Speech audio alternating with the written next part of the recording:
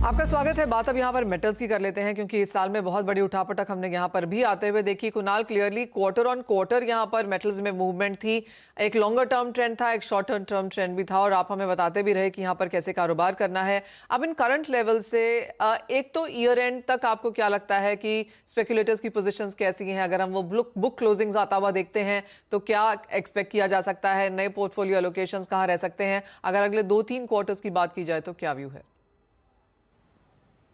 तो सबसे बड़ा मेटल्स में ट्रिगर रहेगा चाइना का policy, zero Covid policy, and that is causing major drop in demand.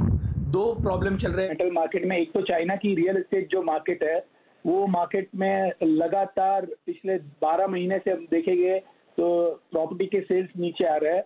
और सामने जो प्रॉब्लम है वो कोविड रिस्ट्रिक्शंस एक के बाद एक सिटीज में आ रहे हैं। सो ऐसे माहौल में मेटल्स की डिमांड जो 45 to 50% कंजम्पशन चाइना से होता है, वो डिमांड नहीं आ रही है, वो डिमांड कम है, तो उसके कारण मेटल चल नहीं पा रहे हैं।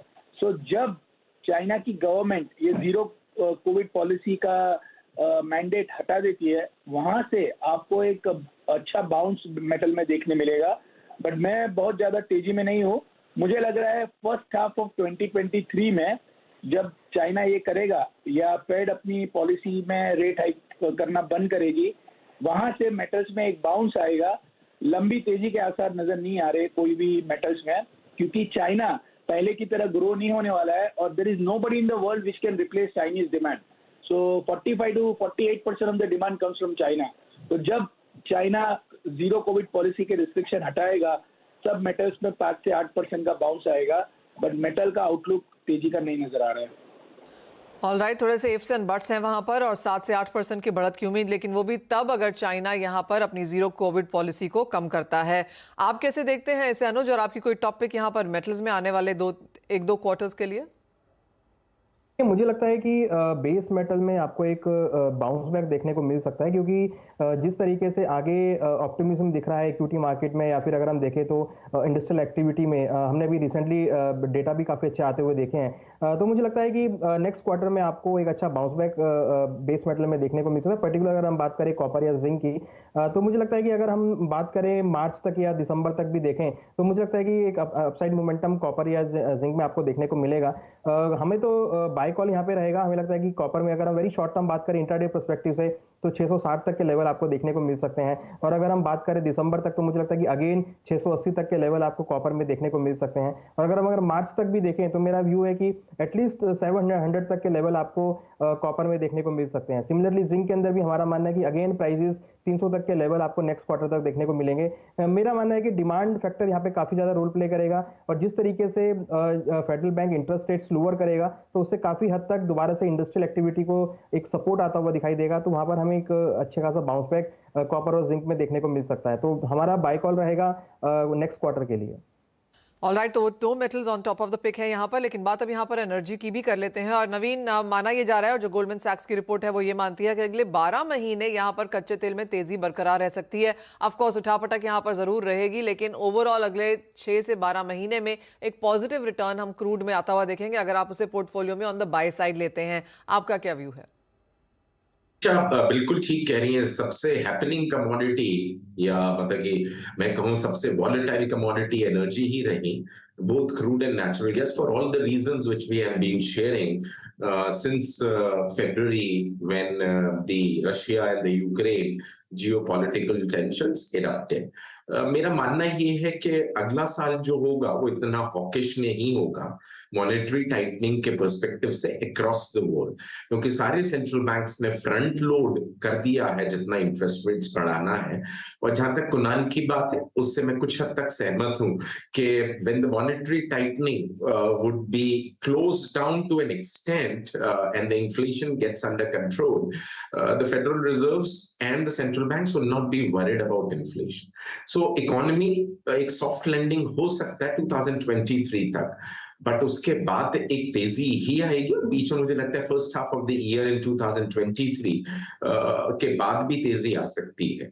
सो I think the crude has been a very performer. The WTI crude in 2021 gave 55% of returns in dollar terms, I'm saying, Y to date? Because 130 का भाव भी था और हमने देखा नीचे आते हुए भी तकरीबन $90 के आसपास. सो WTI is 12.5% of the plus, and even on the month to date it is 6.5% in dollar terms for the WTI.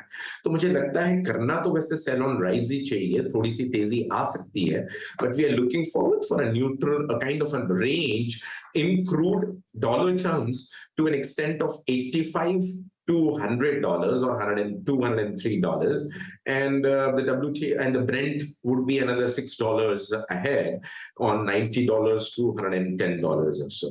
So अगर किसी को काम भी करना है इंट्राडे तो सेल करिए राइज पे, 1-2 दिन तक रख सकते हैं ये position on around the November contract of the MCX can be sold around 7,050 levels. You can put the stop loss at 7,150 and targets would be 6,850 per barrel. Natural gas looks to be positive because of the winter season, although what we are seeing आंकड़े जो हैं वो यही बता रहे हैं मनीषा के जो स्टोरेज कैपेसिटी है यूरोपियन यूनियन की वो तकरीबन 90% तक, कुछ देश का तो 100% हो गया, पर overall average it is 90% full. So I think it will not be too much of the worry as far as this winter is concern. But अगर कुछ नेगेटिव होता है, जैसे मैंने पहले भी कहा, यूक्रेन एंड रशिया के फैक्टर पे और पर्टिकुलरली जियोपॉलिटिकल टेंशंस और कुछ रूप लेती हैं, तो एक बहुत वॉलेटाइल टाइम एनर्जी सेक्टर में दोबारा आ सकता है. But we would recommend to buy the energy the natural gas contract on MCX for October. Dips पे बाय करना चाहिए मनीषा 420 के लेवल के आसपास.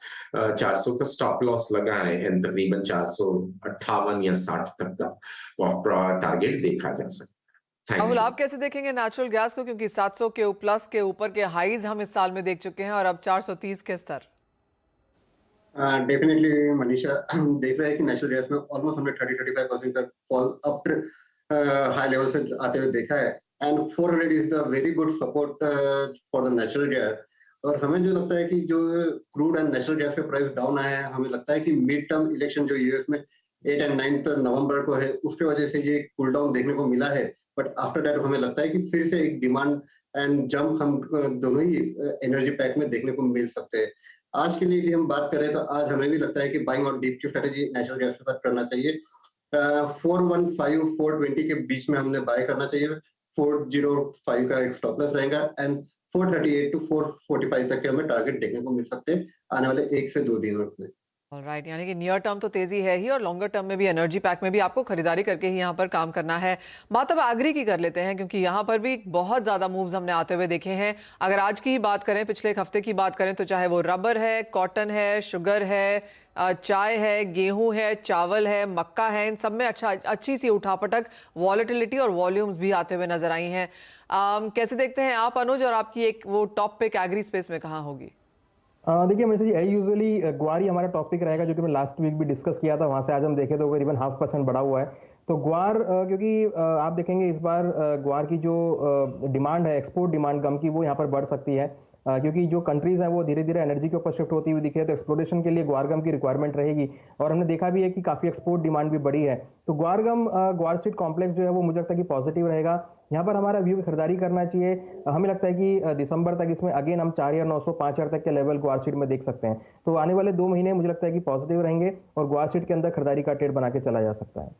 ऑलराइट, खरीदारी यहाँ पर गुआर में करनी चाहिए. इस साल में ये माना जा रहा है कि गुआर आपको काफी बेहतरीन रिटर्न दे सकता है ओवरऑल एग्रीकल्चर स्पेस में भी. जाते जाते कुणाल, आपकी भी एक टॉपिक लेना चाहेंगे एग्री स्पेस में, अगर कोई हो तो क्या होगी?